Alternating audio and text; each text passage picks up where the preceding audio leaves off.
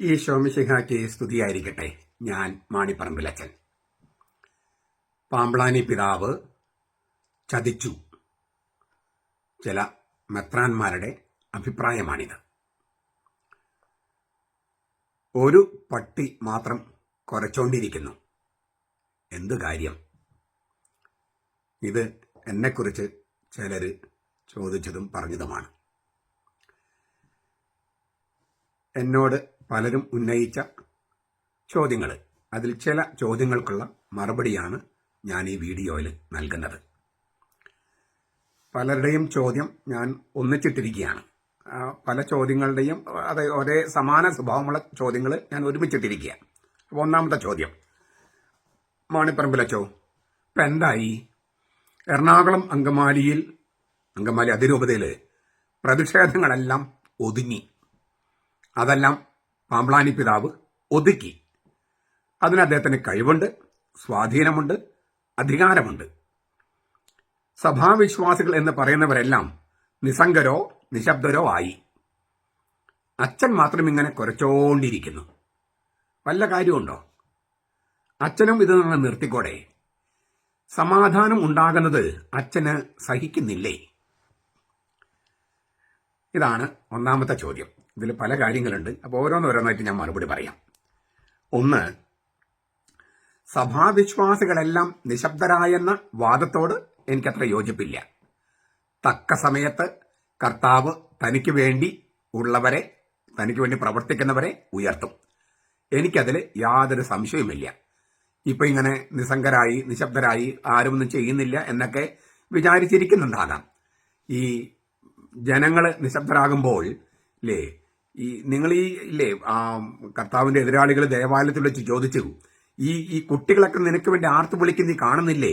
നീ അവരെ നിശബ്ദരാക്കാത്ത എന്താ? പള്ളിയകത്ത് കർത്താവ് പറഞ്ഞു, അവര് നിശബ്ദരായാൽ കല്ലുകൾ എനിക്ക് വേണ്ടി ആർത്തു വിളിക്കും. ഈ കുട്ടികൾ എനിക്ക് വേണ്ടി ആർത്തു വിളിക്കുന്നത് അവരെ നിശബ്ദരാക്കിയാൽ ഈ കല്ലുകൾ ആർത്തു വിളിക്കും. അപ്പൊ അതുകൊണ്ട് എല്ലാം നിശബ്ദരായി നിസ്സംഗരായി ആ കാര്യത്തോട് ഞാൻ യോജിക്കുന്നില്ല. കർത്താവിന് വേണ്ടി കല്ലുകൾ ആർത്തു വിളിക്കാനെങ്കിലും ഉണ്ടാകും. ഞാൻ അതിൽ വിശ്വസിക്കുന്നു. രണ്ട്, സമാധാനം ഉണ്ടാകുന്നത് അച്ഛന് സഹിക്കുന്നില്ലേ? ഇതാണ് രണ്ടാമത്തെ. ഒരുപാട് പേര് ചോദിച്ചിട്ടുള്ളത്. എങ്ങനെയെങ്കിലും സ്വസ്ഥത ഉണ്ടാക്കാൻ വേണ്ടി മാർപ്പാപ്പിയെ ധിക്കരിക്കുന്നത് ശരിയാണെന്ന് അംഗീകരിച്ചു കൊടുക്കുന്നത്, അതാണോ നിങ്ങൾ ഉദ്ദേശിച്ച സമാധാനം?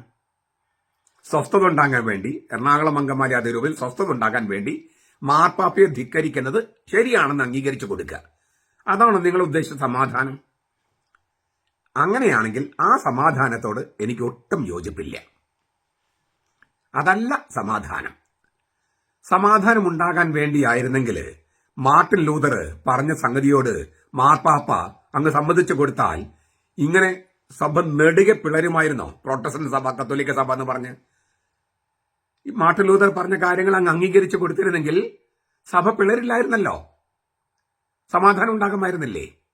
അപ്പോൾ എല്ലാ തിന്മകളും, എല്ലാ അബദ്ധ സിദ്ധാന്തങ്ങളും, എല്ലാ പാഷാണ്ഡതകളും ശീഷ്ട്രകളും അംഗീകരിച്ചു കൊടുത്തുകൊണ്ടുള്ള ഒരു സമാധാനം, അത് സമാധാനമല്ല.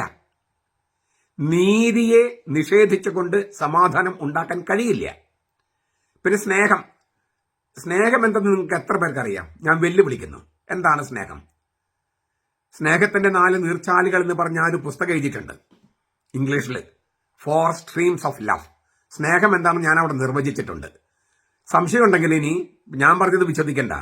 കൊറിന്തോസുകാർക്ക് എഴുതിയ ലേഖനത്തിൽ 1-ാമത്തെ ലേഖനത്തിൽ 13-ാമത്തെ അധ്യായം, സ്നേഹം അനീതി സഹിക്കുന്നില്ല എന്ന് അവിടെ എഴുതിയിട്ടുണ്ട് പൗലോസ് ലീഗ. സ്നേഹം അനീതിയെ സഹിക്കില്ല. ഇവിടെ അനീതിയാണ്. കത്തോലിക്ക സഭ എന്ന് പറഞ്ഞാൽ മാർപ്പാപ്പയെ അനുസരിക്കുന്നവരാണ്. ക്രിസ്തുവിനെ അനുഗമിക്കുകയും മാർപ്പാപ്പയെ അനുസരിക്കുകയും ചെയ്യുന്നവരാണ്. ഇത് മാർപ്പാപ്പയെ അനുസരിക്കുകയില്ല എന്ന് ദൃഢപ്രതിജ്ഞ എടുത്തവര്, അവർ ശരിയാണെന്ന് പ്രഖ്യാപിച്ച് ഒരു സമവായമോ സമാധാനമോ ഉണ്ടാക്കുന്നത് ഈ ലോകത്ത് കേട്ടുകേൾവിയില്ലാത്തൊരു സംഗതിയാണ്. അത് പാമ്പ്ളാനി പിതാവല്ല, തട്ടിൽ പിതാവല്ല, മറ്റാര് ചെയ്താലും തെറ്റ് തന്നെയാണ്. പിന്നെ 3-ാമത്തെ ചോദ്യമാണ്, അച്ഛൻ ഇങ്ങനെ കുരച്ചുകൊണ്ടിരിക്കുന്നു. ഒരു പട്ടി മാത്രം കുരച്ചുകൊണ്ടിരിക്കുന്നു. മറ്റു പട്ടികളൊക്കെ മിണ്ടാട്ടം മുട്ടി, അവരൊക്കെ കുരക്കൽ നിർത്തി. ഈ മാണിപ്പറമ്പിലച്ഛൻ മാത്രം ഇങ്ങനെ കുരച്ചുകൊണ്ടിരിക്കുന്നു. വല്ല കാര്യമുണ്ടോ? ഈ ഇപ്പോഴല്ല, പണ്ട് മുതലേ ഞാൻ ഒരു തനി വട്ടനാണ്, ഭ്രാന്തനാണ് എന്നൊക്കെ പലരും കളിയാക്കിയിട്ടുണ്ട്. എൻ്റെ ക്ലാസ്മേറ്റ്സ് കളിയാക്കിയിട്ടുണ്ട്, എൻ്റെ അപ്പം കളിയാക്കിയിട്ടുണ്ട്. നിങ്ങളിൽ ചിലർ എന്നെ പേപ്പട്ടി എന്നാണ് വിളിക്കുന്നത്. ഞാനത് കുറച്ച് ആസ്വദിക്കുന്നുണ്ട്. ഞാൻ പറയുന്ന ഭ്രാന്ത്, ഞാൻ കുരയ്ക്കുന്ന കൊര, അത് നിങ്ങളൊക്കെ അസഹ്യപ്പെടുത്തുന്നു എന്നുള്ളത് ഞാൻ ആസ്വദിക്കുന്നുണ്ട്. ഈ നിങ്ങൾ പേപ്പട്ടി എന്ന് വിളിച്ചാലും ഞാൻ സ്വയം വിശേഷിപ്പിച്ചത് കാവൽപ്പട്ടിയാണെന്നാണ്. അപ്പോൾ പട്ടി തന്നെയാണ്, കാവൽപ്പട്ടിയാണ്. ഈ കാവൽപ്പട്ടി എന്താ ചെയ്യുക? കൊരയ്ക്കും. സഭയെ നശിപ്പിക്കാൻ കള്ളന്മാരും കവർച്ചക്കാരും വന്നാൽ ഓടിച്ചിട്ട് കടിച്ചു കീറും. അത് കാവൽപ്പട്ടിയുടെ ചുമതലയാണ്. കാവൽക്കാരൻ എന്ന ഒരു ചുമതലയാണ് പ്രവാചകന്മാർക്ക് കർത്താവ് കൊടുത്തത്. എനിക്ക് നൽകിയത് കാവൽപ്പട്ടി എന്ന ഒരു ചുമതലയാണ്. അപ്പൊ കൊരയ്ക്കണം, കടിക്കണം. അത് ചെയ്തില്ലെങ്കിൽ ഞാൻ കർത്താവിന് മുമ്പിൽ കുറ്റക്കാരനാകും. പിന്നെ ഈ പട്ടിയുടെ കാര്യം പറഞ്ഞപ്പോഴാണ് എനിക്കൊരു കാര്യം ഓർമ്മ വന്നേ. നിങ്ങൾ കേട്ടിട്ടുള്ള കഥ തന്നെയാണ്, എങ്കിലും അതിവിടെ പ്രസക്തമാണ്. ഇങ്ങനെ ഒരു കൂട്ടം പട്ടികൾ ഒരുമിച്ച് ഇങ്ങനെ ഓടുകയാണ്. നമ്മുടെ നാട്ടിൽ ഇപ്പോൾ ഇത് പലപ്പോഴും ഒരു കാഴ്ചയാണല്ലോ ഈ തെരുവ് പട്ടികൾ. അപ്പോൾ പട്ടികൾ ഒന്നിച്ച് ഓടുന്നു. കുറെ ഓടിക്കഴിഞ്ഞപ്പോണ്ട് ഒരു പട്ടി ഒഴികെ ബാക്കി എല്ലാ പട്ടികളും ഓട്ടം നിർത്തി. അവ കിതച്ചു, വയ്യാണ്ടായി, മടുത്തു. ഒരു പട്ടി ഒഴികെ മറ്റെല്ലാ പട്ടികളും. ഒരു പട്ടി മാത്രം പിന്നെയും ഓടിക്കൊണ്ടിരുന്നു. കുറെ കഴിഞ്ഞാണ് അത് തിരിച്ചു വരുന്നത്. എന്താണ്? അപ്പൊ അതിങ്ങനെ ഒരു കാട്ടുമുയലിനെ കടിച്ചു പിടിച്ചോണ്ട വരണേ. ഒരു പട്ടി മാത്രം. ആ ഒരു ഒറ്റ പട്ടി മാത്രമാണ് കാട്ടുമുയലിനെ കണ്ടതും ഓടിച്ചതും. മറ്റു പട്ടികളെല്ലാം ഈ പട്ടി ഓടുന്നതേ കണ്ടിട്ടുള്ളൂ, കാട്ടുമുയലിനെ കണ്ടിട്ടില്ല. അപ്പൊ ലക്ഷ്യം അല്ലെങ്കിൽ ഇര കണ്ടത് ഒരേ ഒരു പട്ടിയാണ്. ആ പട്ടി ലക്ഷ്യത്തിലെത്തിയിട്ട് തിരിച്ചു പോകുന്നുള്ളൂ. മറ്റു പട്ടികൾ, ആ പട്ടിക്ക് കിതപ്പില്ല, മടുപ്പില്ല, ക്ഷീണമില്ല. മറ്റു പട്ടികളെ കുറച്ച് ഓടി നിർത്തി. കാരണം എന്താ? അവര് ആ ആദ്യത്തെ പട്ടി ഓടുന്നതേ കണ്ടിട്ടുള്ളൂ, ലക്ഷ്യം കണ്ടിട്ടില്ല, ഇരയെ കണ്ടിട്ടില്ല. അപ്പോ ലക്ഷ്യം കാണാത്ത പട്ടികൾ ഉണ്ടെങ്കിൽ അവർ കുറച്ചു നേരം കുറച്ച് ഗ്രൂപ്പിലൊക്കെ വർക്ക് ചെയ്ത് കുറച്ച് പ്രശ്നങ്ങളൊക്കെ ഉണ്ടാക്കി, മൗണ്ട് തോമസിലും പോയി, ബസിലിക്കാരുടെ മുമ്പിൽ പോയി, ഗ്രൂപ്പിൽ കുറച്ച് പ്രശ്നങ്ങൾ ഉണ്ടാക്കി, അങ്ങനെ ഇത് മടുത്തു, ക്ഷീണിച്ചു, കിതച്ചു, അവര് തിരിച്ചു പോകും. പക്ഷേ ലക്ഷ്യം കണ്ട പട്ടി ആ ലക്ഷ്യം പൂർത്തീകരിച്ചിട്ടേ അത് മടങ്ങി വരികയുള്ളൂ. അതിന് മടുപ്പില്ല, ക്ഷീണമില്ല, കിതപ്പില്ല. ഞാൻ ആ ലക്ഷ്യം കണ്ട പട്ടിയാണ്. ഞാൻ ഓടുന്ന കണ്ടിട്ട് ചിലപ്പോൾ വേറെ കുറെ പട്ടികൾ കൂടെ ഓടിയിട്ടുണ്ടാവും, അത് കിതച്ചിട്ടുണ്ടാവും, നിർത്തിയിട്ടുണ്ടാവും. എനിക്കറിഞ്ഞുകൂടാ. ഇവർ ഞാൻ കൂടാതെ സഭയ്ക്ക് വേണ്ടി ഓടിയിട്ടുള്ളവരുണ്ടാകാം. പക്ഷെ ഞാൻ ലക്ഷ്യം കണ്ടവനാണ്. എന്തുകൊണ്ടാണ് ഞാൻ ഈ ലക്ഷ്യം കണ്ടവനാണെന്ന് പറയുന്നത്? ഈ 2021 ഈ സഭയുടെ ലിറ്റർജിക്ക് വേണ്ടി ഞാൻ ഇറങ്ങിത്തിരിച്ചത്, മറിച്ച് 1986 കുറച്ചുകൂടി മുന്നോട്ട് പോകാം. അന്ന് പക്ഷെ എനിക്ക് അത്ര അങ്ങോട്ട് ഇതിന്റെ എല്ലാ കാര്യങ്ങളും അറിയാത്തത് കൊണ്ടാണ് ഞാൻ 86 വയ്ക്കുന്നത്. 83 എന്ന് വേണമെങ്കിൽ വെക്കാം. പക്ഷെ അന്ന് ഈ തക്സയൊക്കെ, ഈ പുനരുദ്ധരിക്കപ്പെട്ട തക്സൊക്കെ അയച്ചു കൊടുക്കുന്ന ആ രംഗത്താണ്. അപ്പൊ നമുക്കത് അത്രയും 19 വയസ്സ് എനിക്കുള്ളൂ. അപ്പൊ നമുക്ക് അത്രയും പറയാറായിട്ടില്ല. 86 കൂട്ടുക.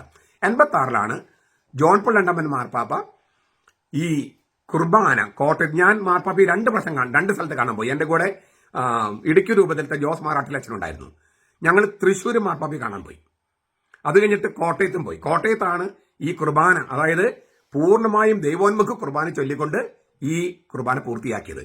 തൃശ്ശൂരിൽ പോയി ഞങ്ങൾ മാർപ്പാപ്പയെ അടുത്ത് കണ്ടു, തൊട്ടടുത്തല്ല, ജനക്കൂട്ടത്തിൽ നിന്ന്. അത് കഴിഞ്ഞിട്ട് പിന്നെ തൃശ്ശൂരിനെ കഴിഞ്ഞിട്ട് ഞാൻ കോട്ടയത്തേക്ക് പോവുകയാണ്. എന്തിനാ? ഈ കുർബാനയിൽ പങ്കെടുക്കാൻ. അപ്പൊ മാർപ്പാപ്പയൊന്ന് കണ്ടങ്ങ് സംതൃപ്തി അറിഞ്ഞ് പോകുകയല്ല ഞങ്ങൾ ചെയ്തത്. മാർപ്പാപ്പയെ കണ്ടു തൃശ്ശൂർ വെച്ച്. അതുകൂടാതെ കോട്ടയത്ത് പോയി ഈ പൂർണ്ണ ദൈവോന്മുഖ കുർബാന അർപ്പിച്ച് അതിൽ പങ്കെടുത്തു. അപ്പൊ അന്ന് തൊട്ട് ഇതിനകത്ത് ഇൻവോൾവ് ആണ് ഞാൻ. അത് കഴിഞ്ഞിട്ട് എനിക്ക് 89 പട്ടം കിട്ടുന്നത്, 1989. അതിനു മുൻപ് വടവാത സെമിനാറിൽ ചെമ്മാച്ചന്മാരെയൊക്കെ ഞാൻ സംഘടിപ്പിച്ച, അവര് മിക്കവരും അച്ഛന്മാരാണ്, ചിലർ അച്ഛന്മാരായില്ല, ഒരാൾ അച്ഛനായിട്ടും പോയിട്ടുണ്ട്. അവരെല്ലാം സംഘടിപ്പിച്ച് അന്നത്തെ പരിഷ്കരിച്ച യാമപ്രാർത്ഥന വന്നു. അതായത് ആവേലിച്ചൽ പ്രാർത്ഥന, യാമപ്രാർത്ഥന എല്ലാം മാറി പുതിയ പരിഷ്കരിച്ച യാമപ്രാർത്ഥന വന്നു. ആ യാമപ്രാർത്ഥന ഇരിങ്ങാലക്കുട രൂപതയിലെ പള്ളികളിലെ അങ്ങനെ പരിചയപ്പെടുത്താൻ വേണ്ടി ഒരു ടീമുണ്ടാക്കി പാട്ടുകളെല്ലാം പഠിപ്പിച്ച് അങ്ങനെ ഞങ്ങൾ പ്രോഗ്രാം ഉണ്ടാക്കിയവനാണ് ഞാൻ. അതിന്റെ പരിശീലനം നടക്കുമ്പോൾ മൈനസെമിനാരിൽ, ഇരിങ്ങാലക്കുട മൈനസെമിനാരിൽ വെച്ചിട്ടാണ് അതിന്റെ രണ്ടാമത്തെ ഒരു പരിശീലനം. ആദ്യത്തേത് അവിടുത്തെ അൽവേർണിയ കോൺവെന്റിലായിരുന്നു, രണ്ടാമത്തത് ഇരിങ്ങാലക്കുട മൈനസെമിനാരിലായിരുന്നു. അതും കൂടി വിജയിച്ചാൽ മെത്രാനസിനെ കണ്ട് അനുവാദം വാങ്ങിച്ച് പ്രചരിപ്പിക്കാൻ വേണ്ടിയാ ഇങ്ങനെ പരിപാടി നടക്കുന്നെന്ന് കേട്ടിട്ട് ജെയിംസ് പഴയാറ്റിൽ പിതാവ് മൈനസ് സെമിനാരിൽ കാണാൻ വന്നു ഞങ്ങളുടെ ഈ പ്രോഗ്രാം. ആ പ്രോഗ്രാമിന് ഈ റംഷ പ്രാർത്ഥനയ്ക്കകത്ത് എൻ്റെ ഒരു പ്രസംഗം ഉണ്ടായിരുന്നു. ഞാൻ പ്രസംഗിച്ചുകൊണ്ടിരിക്കുമ്പോഴാണ് ജെയിംസ് പിതാവ് വന്നത്. എന്നിട്ടും ആ റംഷയ്ക്ക് നമ്മുടെ രൂപതയിൽ പരിചയപ്പെടുത്താനും അവതരിപ്പിക്കാനും പിന്നെയും സമയമെടുത്തു. എങ്കിലും ഞാനൊരു ചെമ്മാച്ചൻ എന്ന നിലയിൽ ഈ കുർബാന അതുപോലെ യാമപ്രാർത്ഥനകൾ ഇരിങ്ങാലക്കുട രൂപത്തിൽ പ്രചരിപ്പിക്കാൻ ചെമ്മാച്ചനായിരിക്കും ശ്രമിച്ച ആളാണ്. 86, 87, 88 കാലയളവിലെ പറയണേ. 89 എനിക്ക് പട്ടം കിട്ടി. 89 മുതലാണ് ഈ കുർബാന, അതായത് ബാമിയിട്ട് കുർബാന ചൊല്ലാനൊക്കെ മെത്രാന്മാർ തീരുമാനിച്ചു. ചങ്ങനാശ്ശേരി ആ സൈഡിലൊക്കെ പൂർണ്ണ ദൈവോന്മുഖ കുർബാന തുടങ്ങി. ഇരിങ്ങാലക്കുട ബാമിയൊക്കെ ഇട്ടിരുന്നു. ഞാനിരുന്ന എല്ലാ പള്ളിയിലും, കൊച്ചച്ചനായിട്ടോ വികാരിയായിട്ടോ ഇരുന്ന എല്ലാ പള്ളികളിലും ബാമിയും ബാസ്കസൊക്കെ ഇട്ടാണ് കുർബാന ഞാൻ ചൊല്ലിയിരുന്നത്. എന്റെ വീഡിയോ കാണുന്നവരിൽ ഇരിങ്ങാലക്കുടക്കാരുണ്ടാവുമല്ലോ. ഞാൻ ഏതെങ്കിലും പള്ളിയിൽ ബാമിയും ബാസ്കസ് ഇല്ലാതെ കുർബാന അർപ്പിച്ചിട്ടുണ്ടോ? ഇല്ല. 89ത്തെ കാര്യം ഞാൻ പറയണേ. അപ്പൊ തന്നെ ഞാൻ ഇല്ലേ കൽദായവാദിയാണ്, ചങ്ങനാശ്ശേരി പക്ഷക്കാരനാണെന്ന് ഇന്ന് ഇരിങ്ങാലക്കുട പ്രചരിപ്പിക്കാൻ തുടങ്ങി. അത് എറണാകുളത്തേക്കും തൃശ്ശൂരിലേക്കും പിന്നെ വടക്കോട്ടും പ്രചരിപ്പിച്ചു. അപ്പോ എറണാകുളം, ഇരിങ്ങാലക്കുട, തൃശ്ശൂർ ആ വശത്തൊക്കെ മെത്രാന്മാര് മാർപ്പാപ്പയ്ക്കെതിരാണ്, ഞാൻ മാർപ്പാപ്പയ്ക്ക് അനുകൂലം. പക്ഷേ അവര് പ്രചരിപ്പിച്ചതോ മെത്രാന്മാർക്കെതിരായി അച്ഛൻ അപ്പോൾ സഭയ്ക്കെതിരാണെന്നാണ് പ്രചരിപ്പിച്ചത്. ഞാൻ പറയുന്നത് ഒന്നൂർ കേൾക്കണേ. മെത്രാന്മാര് സഭയ്ക്കെതിരായിരുന്നു. ഞാൻ അതായത് മെത്രാന്മാര് മാർപ്പാപ്പയ്ക്കെതിരെ, സഭയ്ക്കെതിരെ. ഞാൻ സഭയുടെ അനുകൂലം, മാർപ്പാപ്പയ്ക്ക് അനുകൂലം. പക്ഷെ അവര് പ്രചരിപ്പിച്ചത് ഞാൻ മെത്രാനെ ധിക്കരിക്കുന്നവൻ, അനുസരണമില്ലാത്തവൻ, അതങ്ങ് പ്രചരിപ്പിച്ചു.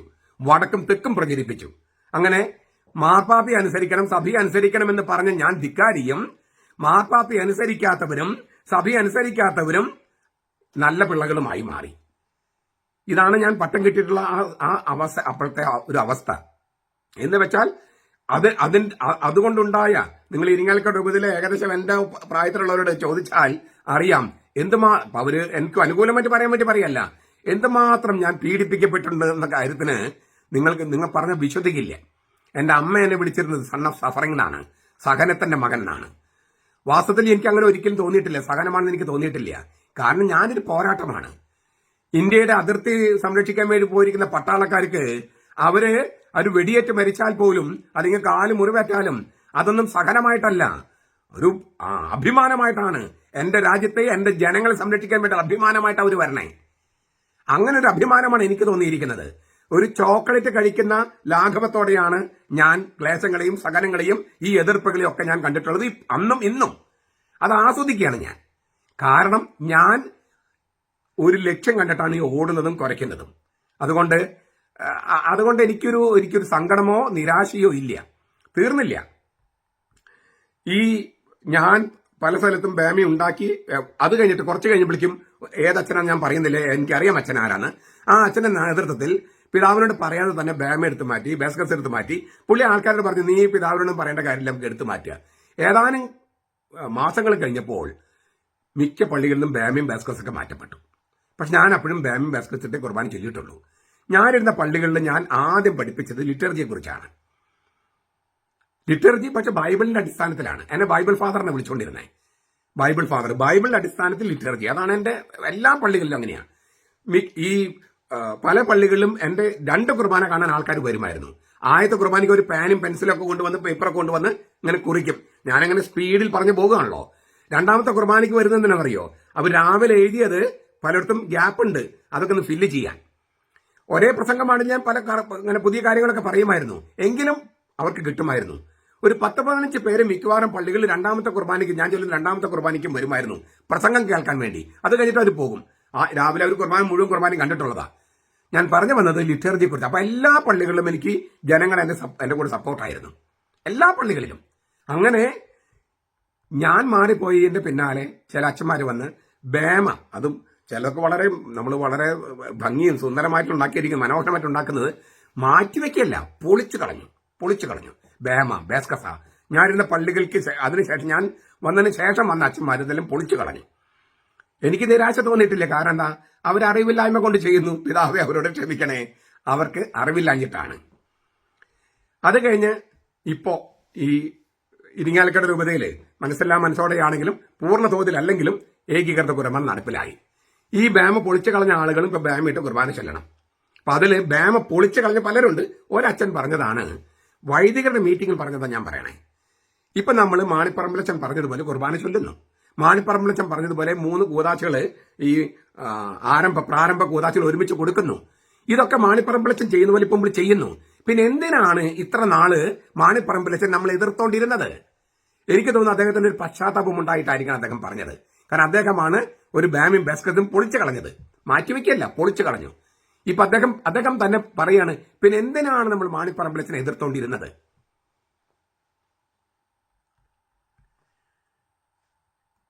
ഈ പട്ടം കിട്ടുന്നതിന് മുമ്പ്, പട്ടം കിട്ടിയതിന് പിന്നാലെ ഞാൻ ചെയ്തൊരു കാര്യം കൂടി പറയാൻ ആഗ്രഹിക്കുക. 1989 പട്ടം കിട്ടുന്ന ഞാൻ പറഞ്ഞല്ലോ. അതിന്റെ പിന്നാലെ ഞാൻ വചനജ്യോതി എന്നൊരു പരിപാടി നടപ്പാക്കി. അതിനുശേഷം അത് ആദ്യത്തെ വർഷം. 2ാമത്തെ വർഷം തക്സ, അതായത് മാർപ്പാപ്പ കുർബാന ചൊല്ലിയ തക്സ, അതാണ് 30 കുടുംബ സമ്മേളന യൂണിറ്റുകളിൽ ഞാൻ പരിചയപ്പെടുത്തിയത്. അതിന്റെ സമാപനത്തില് 13,000 പേരോ 5,000 പേരൊക്കെ ആൾക്കാർ പറയണേ, 13,000 പേര്, അതായത് മുസ്ലിംസും ഹിന്ദുക്കളും അടക്കം പള്ളിയിലേക്ക് പ്രദക്ഷിണമായിട്ട് വന്ന് അതിന്റെ സമാപനത്തില് ഇപ്പോഴത്തെ തട്ടിൽ പിതാവാണ് പ്രസംഗിക്കാൻ വന്നത്. അദ്ദേഹത്തിന് അറിയാമായിരുന്നു, എനിക്ക് അറിഞ്ഞുകൂടാ ഈ തക്സയുമായിട്ടാണ് ആൾക്കാർ വരുന്നത് എന്ന കാര്യം അദ്ദേഹത്തിന് അറിയാമായിരുന്നു, എനിക്ക് അറിഞ്ഞുകൂടാ. ഏതായാലും അദ്ദേഹത്തെ തന്നെ പ്രസംഗിക്കാൻ വിളിച്ചത് മാളപ്പള്ളിയിൽ പള്ളിമുറ്റത്ത്. അദ്ദേഹം പള്ളിമുറ്റത്ത്, കാരണം പള്ളിമുറ്റവും അതിന് തൊട്ട് മുമ്പിൽ ഒരു സ്കൂളുണ്ട്, അത്രയും നിറഞ്ഞായിരുന്നു ആളുകൾ. മാണിപ്പറമ്പിന്റെ പട്ടാളം എന്നാണ് അന്ന് ആൾക്കാരെന്നെ കളിയാക്കിയിരുന്നത്. അത്രമാത്രം ജനങ്ങളായിരുന്നു. അന്ന് ആരും പ്രതീക്ഷിച്ചില്ല. അപ്പോൾ ഈ 89, 90, 91 കാലയളവിലത്തെ കാര്യം ഞാൻ പറയണത്. ഇപ്പൊ ഇത് 2025. അപ്പൊ എത്ര വർഷമായി ഞാൻ ഈ കുർബാനയ്ക്ക് വേണ്ടി നിലകൊണ്ടിട്ട് അതിന്റെ പേരിൽ എനിക്ക് വന്ന വ്യക്തിപരമായ നഷ്ടങ്ങൾ വളരെ വലുതാണ്. ഇപ്പോഴും അങ്ങനെ തന്നെയാണ്. ഇപ്പം എറണാകുളം ബുക്ക് സ്റ്റോളുകളിലാണ് എന്റെ പുസ്തകങ്ങൾ ഏറ്റവും കൂടുതൽ വിറ്റുപോയിരുന്നത്. എറണാകുളത്തെ അച്ഛന്മാരെ എന്റെ പുസ്തകങ്ങൾ ധാരാളം വാങ്ങിച്ചിരുന്നു. ഇപ്പൊ അവർ വാങ്ങിക്കുന്നില്ലെന്ന് മാത്രമല്ല, എല്ലാ കന്യാസ്ത്രീമാരുടെയും സ്ഥാപനങ്ങളും പറഞ്ഞിരിക്കുകയാണ്, മാണിപ്പറമ്പിലച്ചന്റെ പുസ്തകങ്ങളൊന്നും തന്നെ വാങ്ങിക്കരുത്. അപ്പൊ എന്തുമാത്രം നഷ്ടമാണ് എനിക്ക് വന്നിരിക്കുന്നത്. എന്റെ പുസ്തകങ്ങൾ വാങ്ങിക്കില്ല. എന്നാന്ന് ചങ്ങനാശ്ശേരി, പാല, കാഞ്ഞിരപ്പള്ളി അവര് വാങ്ങിക്കോ? അവരും വാങ്ങിക്കില്ല. കാരണം എന്താ? ഇങ്ങൊരു ഇരിങ്ങാലക്കുടക്കാരനാണ്. എറണാകുളത്ത് വടക്കുള്ള ആളാണ്. അതുകൊണ്ട് അവരും വാങ്ങിക്കല് കുറവാണ്. വാങ്ങിക്കണില്ലെന്ന് ഞാൻ പറയുന്നില്ല, അവരും വാങ്ങിക്കുന്നത് കുറവാണ്. എറണാകുളത്താണ് ഏറ്റവും കൂടുതൽ വിറ്റുപോയിരുന്നത്, അവരും വാങ്ങിക്കുന്നില്ല. വ്യക്തിപരമായ നഷ്ടങ്ങൾ, സാമ്പത്തിക നഷ്ടം, ഒരുപാട് നഷ്ടങ്ങൾ, വ്യക്തിപരമായ നഷ്ടങ്ങൾ എനിക്കുണ്ടായിട്ടുണ്ട്. പക്ഷെ ഇതൊന്നും ഒരു നഷ്ടമായിട്ട് ഞാൻ പരിഗണിക്കില്ല. കാരണം എന്താ? ഞാൻ കർത്താവിന് വേണ്ടിയാണ്, സഭയ്ക്ക് വേണ്ടിയാണ്. അതിൽ വലിയ നേട്ടമൊന്നും ഇല്ല. അതിൽ വലിയ നേട്ടമോ സന്തോഷമോ ആനന്ദമോ എനിക്കില്ല.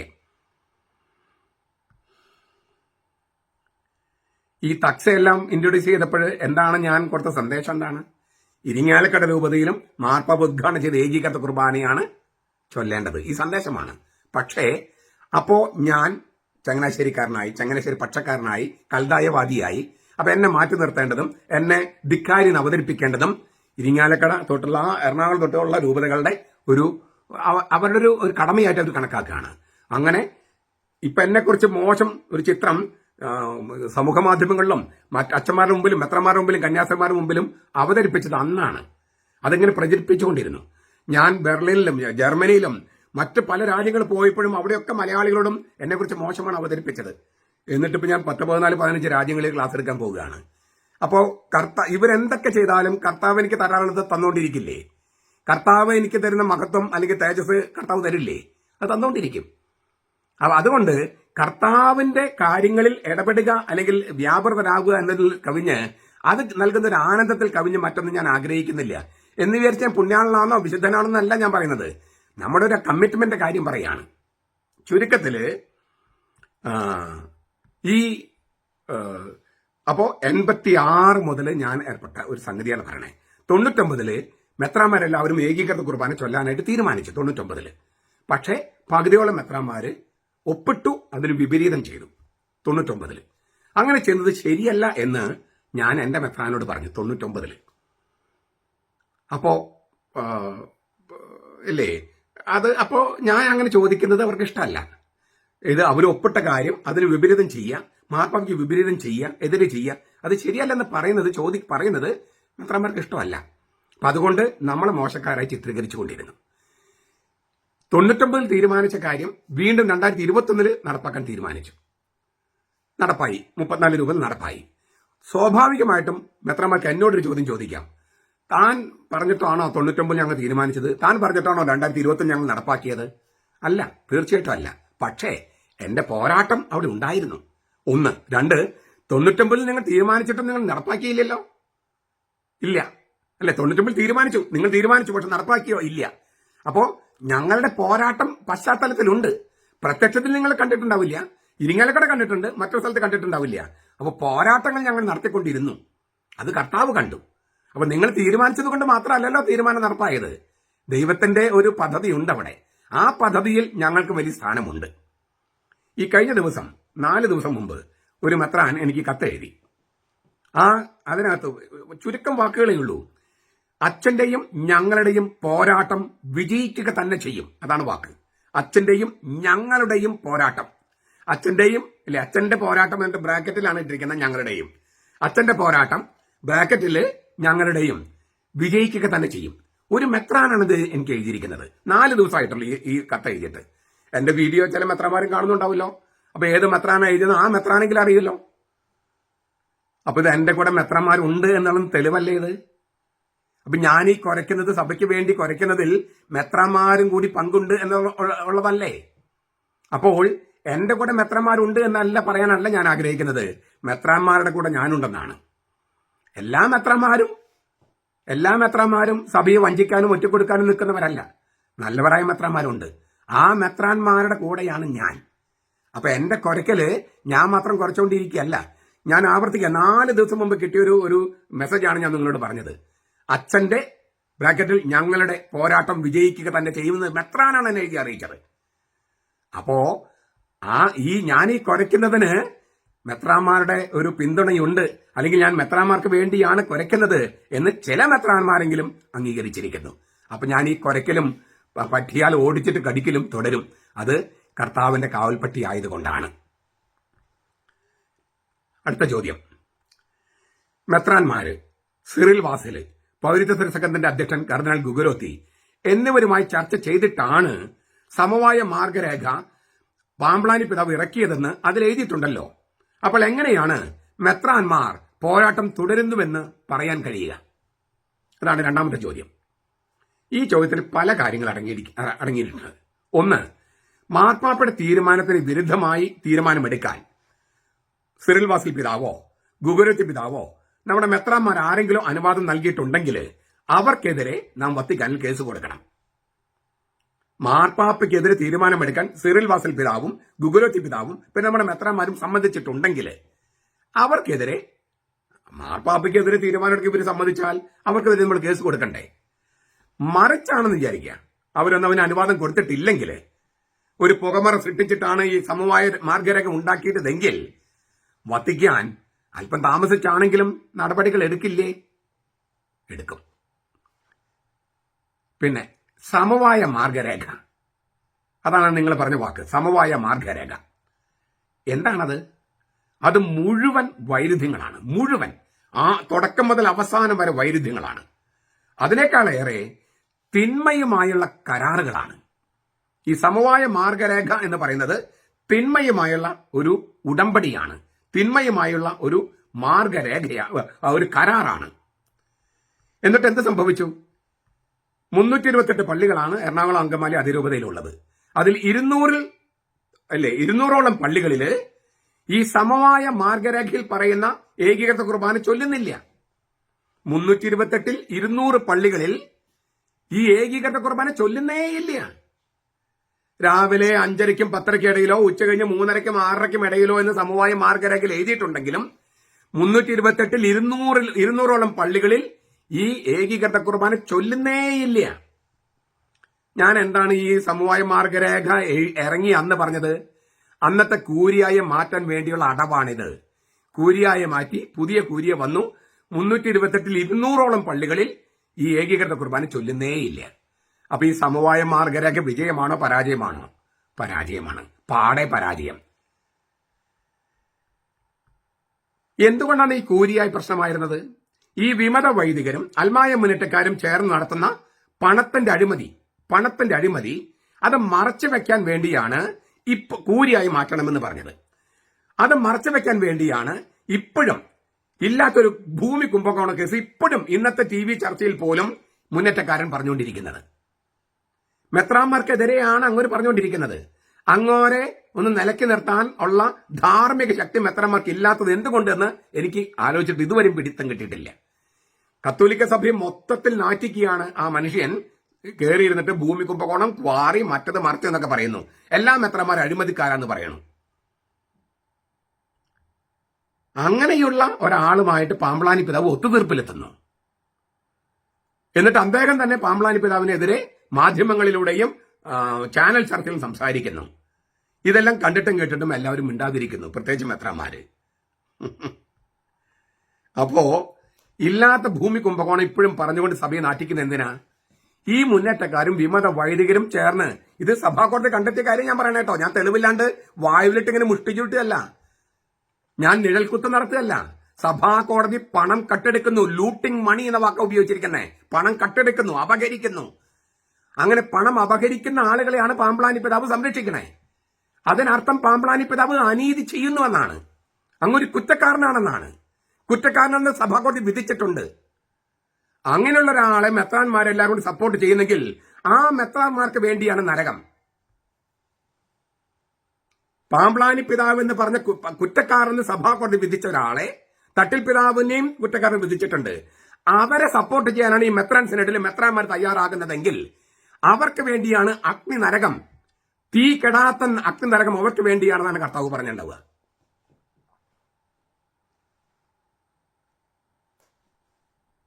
അവരതിലേക്ക് വിശ്വസിക്കുന്നുണ്ടോ എന്ന് എനിക്ക് അറിഞ്ഞൂടാ കേട്ടോ. തീർന്നില്ല. ഈ സമവായ മാർഗരേഖയിൽ പറഞ്ഞിരിക്കുന്നത് അല്ലേ, മാർഗരേഖയിൽ പറഞ്ഞ് രാവിലെ 5:30ക്കും 10:30 ഉച്ച കഴിഞ്ഞ് 3:30 6:30 മുന്നേറ്റക്കാരൻ പറഞ്ഞത് 3:30 അല്ലെങ്കിൽ 3 മണി. ആ സമയത്ത് പള്ളികളിൽ കുർബാന വെച്ചു. ആദ്യത്തെ ദിവസങ്ങൾ ആൾക്കാർ പോയി, കാരണം അതിന്റെ ഇഷ്ടം കൊണ്ട്. പക്ഷെ അങ്ങനെ പോകാൻ പറ്റുമോ? ഒരു ഓട് സമയമാണ് കേരളത്തിലെ സാഹചര്യം അനുസരിച്ച്. അതുകൊണ്ട് മിക്ക പള്ളികളിലും അല്ലേ 4-5 ആളുകളായി കുറഞ്ഞു. അപ്പോഴും പരാജയമല്ലേ? ആരുടെ പരാജയം? ഏകീകൃത കുർബാനയുടെ പരാജയമാണോ പാമ്പ്ളാനി പിതാവിന്റെ പരാജയമാണോ? ഘട്ടം ഘട്ടമായി ഞാൻ നടപ്പാക്കുമെന്ന് പറഞ്ഞിട്ടല്ലേ പോയത്. എന്നിട്ട് ഘട്ടം ഘട്ടമായി എന്തുണ്ടായി? ഏകീകൃത കുർബാന നിന്നുപോയി. അതിനേക്കാൾ വലിയൊരു തെറ്റുണ്ട്. ഘട്ടം ഘട്ടമായി ഏകീകൃത കുർബാന നടപ്പാക്കിയാണ് ലക്ഷ്യമെന്ന് പറഞ്ഞിട്ട് 8 പള്ളികളിൽ ഏകീകൃത കുർബാന മാത്രം നടന്നിരുന്നു. അവിടെ ഏകീകൃത കുർബാന നിർത്തലാക്കി. ആര്? പാമ്പ്ളാനി പിതാവ്. അതിന് കൂലിയായി പറഞ്ഞു വിട്ടു. ഘട്ടം ഘട്ടമായി ഏകീകൃത കുർബാന നടപ്പാക്കാൻ എന്നാണ് പാമ്പ്ളാനി പിതാവ് മെത്രാന്മാരോട് പറഞ്ഞിരുന്നേ. അങ്ങനെയാണ് എല്ലാവരോടും പറഞ്ഞത്. എന്നിട്ട് ഘട്ടം ഘട്ടമായി നടപ്പാക്കാൻ, ഏകീകൃത കുർബാന നടപ്പാക്കാൻ എന്ന് പറഞ്ഞിട്ട് ഏകീകൃത കുർബാന മാത്രമുണ്ടായിരുന്ന 8 പള്ളികളിൽ ആ ഏകീകൃത കുർബാന നിർത്തലാക്കി.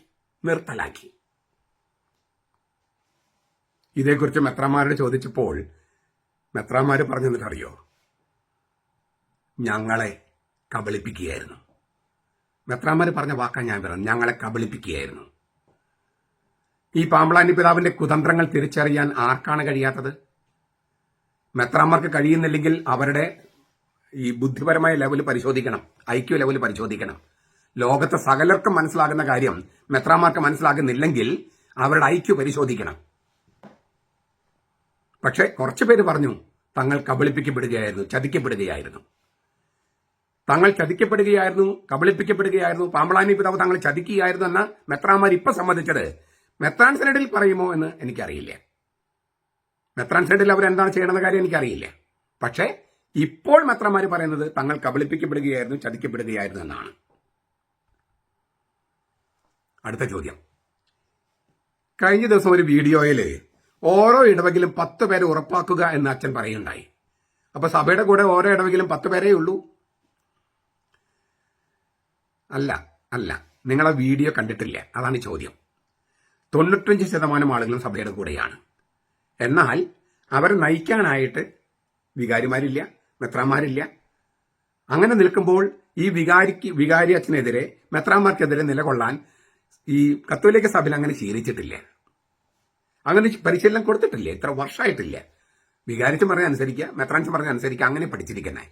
ഈ മെത്രാൻ മാർപ്പാപ്പയ്ക്കെതിരാണ്, വികാരി മാർപ്പാപ്പയ്ക്കെതിരാണ് എന്നൊക്കെ പറഞ്ഞാലും സാധാരണക്കാർക്ക് അത് ഒന്നും മനസ്സിലാകില്ല. മനസ്സിലായാൽ പോലും അവർക്ക് അതിനുള്ള ശക്തി, ആത്മീയ ശക്തി അവർക്കില്ല. അവർ നിസ്സഹായരാകും പോവുകയാണ്. ഇത് സാധാരണക്കാരായ മിക്ക മനുഷ്യരുടെ അവസ്ഥ ഇങ്ങനെ തന്നെയാണ്. നമ്മളെന്തോ നമുക്ക് അനീതി ഉണ്ടായിട്ട് എന്നിട്ട് പോലീസ് സ്റ്റേഷനിലോ കോടതിയിലോ പലപ്പോഴും പോകാത്തത്? അതിന്റെ പിന്നാലെ നടക്കാനുള്ള ആത്മീയ ശക്തി നമുക്കില്ല. പിന്നെ സാധാരണക്കാർക്ക് വേറെ ഒരുപാട് അനുദിന ജീവിതത്തിന്റെ ഒരുപാട് കാര്യങ്ങളുണ്ട്, വ്യഗ്രതകളുണ്ട്. മക്കള്, ഭാര്യ, ഭർത്താവ്, അപ്പൻ, അമ്മ, ജോലി, എന്തുമാത്രം പണി എടുക്കണം. അപ്പൊ ഇതിന്റെയൊക്കെ പിന്നാലെ പോകാനായിട്ട് എല്ലാവർക്കും കഴിയോ? അപ്പൊ സ്വാഭാവികമായിട്ടും അവര് ഒതുങ്ങിക്കൂടും. അപ്പോൾ ആളുകളില്ലാത്തത് കൊണ്ടല്ല, അവരുടെ നിസ്സഹായാവസ്ഥയാണ്. പിന്നെ ഞാൻ വീഡിയോ പറഞ്ഞല്ലോ, ആ വീഡിയോ നിങ്ങൾ കേട്ടിട്ടില്ല അല്ലെങ്കിൽ കണ്ടിട്ടില്ല എന്ന് പറഞ്ഞത് എന്താ കാര്യം? ഓരോ ഇടവകയിലും 10 പേര് ഉണ്ടാകൂ എന്നല്ല ഞാൻ പറഞ്ഞത്. 10 നീതിമാന്മാരെങ്കിലും ഉറപ്പാക്കിയാൽ ആ ഇടവകയെ കർത്താവ് നശിപ്പിക്കില്ലെന്നാണ്. അപ്പൊ അതിന് ഞാൻ പറഞ്ഞൊരു ഒരു എളുപ്പവഴി പറഞ്ഞു. എന്താണ്? ഈ 3:30 ഏത് സമയത്താണ് ഏകീകൃത കുർബാന വെച്ചിരിക്കുന്നത്, ആ കുർബാനയ്ക്ക് പങ്കെടുക്കുക. ആ കുർബാന കഴിയുമ്പോൾ അച്ഛനെ തല്ലൂടാനൊന്നും പോകണ്ട. അച്ഛനോട് പറയാ, അച്ഛൻ ഇത് ശരിയല്ല, മാർപ്പാപ്പ ആഹ്വാനം ചെയ്ത കുർബാന ഞങ്ങൾക്ക് വേണം. ഈ ഓട് സമയത്തുള്ള കുർബാനയല്ല, അസമയത്തുള്ള കുർബാനയല്ല, ഈ പള്ളിയിൽ സഭയുടെ കുർബാന മതി എന്ന് പറയാ. നിങ്ങൾ പോരുക. അടുത്ത ആഴ്ചയും പിന്നെയും പറയാ. ഇതന്നെ ഇത്ര ചെയ്താൽ മതിയെന്ന് ഞാൻ പറഞ്ഞു. ആ 10 പേര് സഭയ്ക്ക് വേണ്ടി നിൽക്കുന്നത് കൊണ്ട്, കർത്താവിന് വേണ്ടി നിൽക്കുന്നത് കൊണ്ട് ആ വികാരിയച്ഛനും ആ ഇടവയ്ക്ക് മാറ്റം വരുമെന്നും ആ ഇടവകയെ കർത്താവ് നശിപ്പിക്കില്ല എന്നുമാണ് ഞാൻ പറഞ്ഞത്. അല്ലാണ്ട് 10 പേര് മാത്രമേ സഭയുടെ കൂടെ ഉള്ളൂ എന്നല്ല. ആ വീഡിയോയുടെ താഴെ കമന്റുകൾ നോക്കിയാൽ അതിനകത്ത് ചിലർ എഴുതിയിട്ടുണ്ട്, ആ 10 പേരിൽ ഒരാൾ ഞാനായിരിക്കുമെന്ന്. കമന്റ് ചെയ്തത് വളരെ കുറച്ച് പേരായിരിക്കുമല്ലോ. ഈ ഒരു 4000, 5000, 10000 പേര് കാണുമ്പോൾ ഒരു 300-400 കമന്റാണ് വരിക. അവർ 10% കമന്റ് എഴുതുന്നത്. അതിൽ കുറച്ച് പേരാണ് ഇത് എഴുതിയിരിക്കുന്നത്. അതായത് ആ 10 പേരിൽ ഒരാൾ ഞാനുണ്ടാകും. അതൊരു ഭയങ്കര വലിയൊരു തീരുമാനമല്ലേ? ഈ ഇടവകയെ നശിക്കാതിരിക്കാൻ 10 പേരുടെ സാന്നിധ്യമെങ്കിലും ഉറപ്പാക്കുക എന്ന് അബ്രഹാമിനോട് പറഞ്ഞു. അബ്രഹാമിന്റെ കഥ പറഞ്ഞിട്ട് ഞാനത് പറയുന്നത്. ആ വീഡിയോ നിങ്ങൾ മുഴുവൻ കേട്ടു നോക്കൂ. ഈ തമ്പനയിൽ മാത്രം നോക്കാതെ, തലക്കെട്ട് മാത്രം നോക്കാതെ അതിന് ഉള്ളടക്കം ഒന്ന് കേട്ടു നോക്കൂ.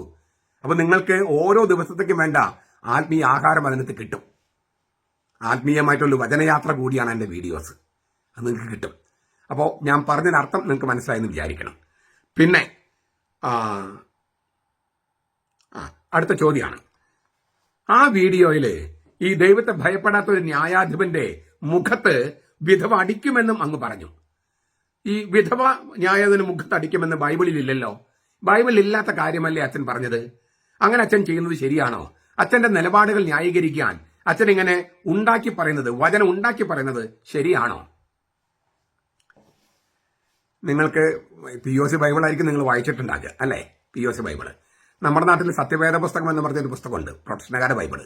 അതിനകത്ത് ഈ കത്തോലിക്ക സഭയുടെ ബൈബിളിലോ കത്തോലിക്കരുടെ കയ്യിലുള്ള ബൈബിൾ 7 പുസ്തകങ്ങൾ ഉണ്ടാകില്ല. അതുപോലെ ചില അധ്യായങ്ങൾ ഉണ്ടാകില്ല. എങ്കിലും സത്യവേദ പുസ്തകം നല്ല തർജ്ജമയാണ്. അതിൽ 7 പുസ്തകങ്ങൾ കുറവാണെങ്കിൽ പോലും സത്യവേദ പുസ്തകം നല്ല തർജ്ജമയാണ്. തനി ലിറ്ററലാണ്, ആക്ഷരികമാണ്. അതിൽ നിന്ന് എടുത്തു നോക്കിയാൽ എങ്ങനെ കിടക്കണേന്ന്. ഞാൻ ആ വാചകം വായിക്കാം. സത്യവേദ പുസ്തകമല്ല ഞാൻ തർജ്ജമ ചെയ്തിരിക്കുന്നത്, പക്ഷെ സത്യവേദ പുസ്തകത്തിൽ അങ്ങനെ തന്നെയാണെന്നാണ് എൻ്റെ അറിവ്. പിന്നെ അവൻ ഇങ്ങനെ ഉള്ളിൽ പറഞ്ഞു, ഞാൻ ദൈവത്തെ ഭയപ്പെടുകയോ മനുഷ്യനെ മാനിക്കുകയോ ചെയ്യുന്നില്ല. എങ്കിലും ഈ വിധവ എന്നെ ശല്യപ്പെടുത്തുന്നത് കൊണ്ട് ഞാൻ അവൾക്ക് നീതി നടത്തി കൊടുക്കും. അല്ലെങ്കിൽ അവൾ എന്നെ മുഖത്തടിക്കും. മുഖത്ത് അടിക്കും. POC ബൈബിളിൽ അസഹ്യപ്പെടുത്തുമെന്നാണ് ഇല്ലേ? ഈ വിധവ എന്നെ ശല്യപ്പെടുത്തുന്നത് കൊണ്ടും അവളിനെ അസഹ്യപ്പെടുത്താതിരിക്കാനും ഞാൻ അവൾക്ക് നീതി നടത്തി കൊടുക്കും. അസഹ്യപ്പെടുത്തുക എന്നാണ് POC ബൈബിളിൽ. സത്യവേദ പുസ്തകത്തിൽ മുഖത്തടിക്കുമെന്നാണ്, ഞാനും മുഖത്തടിക്കുമെന്നാണ് പറഞ്ഞത്. ഗ്രീക്കിൽ ഈ വാക്ക്, ഇത് ലൂക്കാസിന്റെ സുവിശേഷം 18:5 ഈ ലൂക്കാസിന്റെ സുവിശേഷത്തില് 18:5 അതിന്റെ ഗ്രീക്ക് ഹിപ്പോപിയാറ്റ്സോ എന്നാണ്. ഹിപ്പോപിയാറ്റ്സോ. ശരിക്കും വാക്ക് സ്പോർട്സ് ഉണ്ടല്ലോ, കായിക മത്സരങ്ങൾ, അതിൽ നിന്ന് വരുന്നതാണ്. ഈ ബോക്സിംഗിൽ ഇങ്ങനെ ഈ കണ്ണിന് താഴെ ഇടിക്കില്ലേ, ഇങ്ങനെ അതിനുപയോഗിക്കുന്ന വാക്കാണ് ഹിപ്പോപിയാറ്റ്സോ. ഇങ്ങനെ മുഖത്തിങ്ങനെ ഇടിക്കുക ബോക്സിംഗില്, അതാണ് ആ വാക്ക്. കണ്ണിന് താഴെ ഇടിക്കുക എന്നാണ് ആക്ഷരികം. അപ്പോ ഈ എതിരാളി ഇടിക്കുന്ന പോലെ ഇങ്ങനെ ഇടിക്കുന്ന പോലെ, കണ്ണിന് താഴെ ഇടിക്കുന്ന പോലെ ഇവളെന്നെ ഇടിക്കുമെന്നാണ് ഈ ദൈവത്തെ ഭയപ്പെടുകയോ മനുഷ്യരെ മാനിക്കുകയോ ചെയ്ത ന്യായാധിപൻ പറയുന്നത്. തീർച്ചയായിട്ടും എന്നെ അസഹ്യപ്പെടുത്തുക, കഷ്ടപ്പെടുത്തുക, പരുഷമായി പെരുമാറുക, ചിത്രവധം ചെയ്യുക, വീർപ്പ് മുട്ടിക്കുക, അതിരുവിട്ട് പെരുമാറുക എന്നൊക്കെ അർത്ഥമുണ്ട്. പക്ഷെ ഏറ്റവും നല്ല അർത്ഥം മുഖത്തടിക്കുക എന്ന് തന്നെയാണ്. അത് എന്തുകൊണ്ടാണ് അത് അങ്ങനെ പറയുന്നത്? ഗതി കെട്ടാൽ ഈ വിധവ ദേഹോപദ്രവം ഏൽപ്പിക്കുമെന്ന് ഈ ദൈവത്തെ ഭയപ്പെടുകയോ മനുഷ്യരെ മാനിക്കുകയോ ചെയ്ത ന്യായാധിപൻ സംശയിക്കുന്നു. ദേഹോപദ്രവം ചെയ്യും. ഗതികെട്ട് വികാരത്തള്ളല് അവള് ചിലപ്പോൾ ഇങ്ങോട്ടൊരു അടി അടിക്കും ഈ ന്യായാധിപനെ എന്നാണ് അങ്ങോട്ട് പേടിക്കുന്നത്. അടി കിട്ടിയിട്ട് ദേഹോപദ്രവം കിട്ടി വേദനയേക്കാൾ വലിയ മാനക്കേടാണ് ഒരു പെണ്ണിന്റെ അടി കൊള്ളുക എന്നുള്ളത്. പ്രത്യേകിച്ച് അക്കാലത്ത് ഒരു പെണ്ണിന്റെ അടി കിട്ടെന്ന് പറഞ്ഞപ്പോൾ തന്നെ തൂങ്ങിച്ചവ വേണം. അത്രയും സമൂഹത്തിൽ നാണക്കേടാ. അത് ഒഴിവാക്കാനാണ് നീതി നടത്തിക്കൊടുക്കും. കർത്താവിന്റെ എല്ലാ ഉപമകളിലും സംഭവങ്ങളിലും ഒക്കെ ഒരു ട്വിസ്റ്റ് കാണാം. തുടക്കത്തിൽ എന്താ പറഞ്ഞത്? ഭക്താശരാകാതെ എപ്പോഴും പ്രാർത്ഥിക്കണമെന്ന് പഠിപ്പിക്കാൻ അവൻ ഈ ഉപമ പറഞ്ഞു. പ്രാർത്ഥിക്കാൻ, അതായത് മടുപ്പ് കൂടാതെ പ്രാർത്ഥിക്കാൻ, അതിന് ഉപമ പറഞ്ഞത്. പ്രാർത്ഥന പറഞ്ഞിട്ട് അവസാനം വരുമ്പോൾ നീതി നടത്തിക്കൊടുക്കും. ഈ ദൈവത്തെ മാനിക്കുകയോ മനുഷ്യരെ പേടിക്കുകയോ ചെയ്യാത്ത, ദൈവത്തെ ഭയപ്പെടുകയോ മനുഷ്യരെ മാനിക്കുകയോ ചെയ്യാത്ത ന്യായാധിപൻ നീതി നടത്തിക്കൊടുക്കുമെങ്കിൽ തന്നോട് രാവും പകലും വിളിച്ചപേക്ഷിക്കുന്നവർക്ക് നീതി നടത്തിക്കൊടുക്കാൻ ദൈവം കാലവിളംബം വരുത്തുമോ എന്നാണ്. നീതി നടത്തിക്കൊടുക്കാൻ പ്രാർത്ഥനയിൽ തുടങ്ങിയിട്ട് നീതിയിൽ അവസാനിക്കുന്നത്.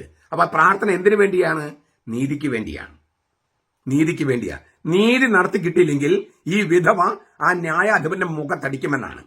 അപ്പൊ ഞാൻ മുഖത്തടിക്കുമെന്ന് ഞാൻ പറഞ്ഞത് മാണിപ്പറമ്പിലച്ചൻ ഉണ്ടാക്കി പറഞ്ഞതല്ല, അതിന്റെ മൗലിക പാഠത്തിൽ കിടക്കുന്നത് പറഞ്ഞതാ. നിങ്ങൾ ഈ POC ബൈബിൾ മാത്രം വായിക്കാതെ മറ്റു ബൈബിളുകളും മറ്റു പരിഭാഷകളൊക്കെ ഒന്ന് വായിച്ചു നോക്കിയാൽ ഈ ആരോപണം ഒഴിവാക്കാം. ഞാൻ ഉണ്ടാക്കി എന്റെ കാര്യം ന്യായീകരിക്കാൻ വേണ്ടി ഞാൻ ഒരിക്കലും തിരുവചനം വളച്ചൊടിക്കില്ല, ഒരിക്കലും ചെയ്യില്ല. അറിവില്ലായ്മ കൊണ്ട് സംഭവിച്ചു പോകാം, പക്ഷെ മനഃപൂർവ്വം ഞാൻ വളച്ചൊടിക്കില്ല. അപ്പൊ ന്യായാധിപന്റെ മുഖത്തടിക്കും, വിധവ അടിക്കുമെന്നുള്ളത് ബൈബിളിലുള്ളതാണ്. POC ബൈബിൾ മാത്രം നോക്കി നമുക്ക് ഉത്തരം കിട്ടില്ല. മൗലിക പാഠം നോക്കിയാൽ ഗ്രീക്കോ ഹീബ്രുവോ അല്ലെങ്കിൽ അത് അത്രയും അതുപോലെ ആക്ഷരികമായി തർജ്ജമ ചെയ്തിരിക്കുന്ന സത്യവേദ പുസ്തകമൊക്കെ നോക്കിയാൽ ഞാൻ ഈ പറഞ്ഞ കാര്യം അവിടെ കാണും.